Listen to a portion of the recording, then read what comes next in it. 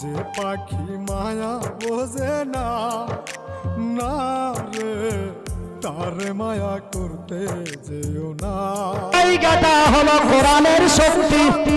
ভাইজান 1998 সালে প্রিয় বউ, কারো শূন্যতা অনুভব করার নাম যদি ভালোবাসা হয়, তাহলে আমি রাখবো তোরে সারা জনম দুই চোখেতে ধরে। যেমন বাবা তেমন সন্তান, ভিডিওটা দেখা বয়সটা শুনে যান। আই লাভ ইউ বাবা, আমি তোমাকে ভালোবাসি বাবা।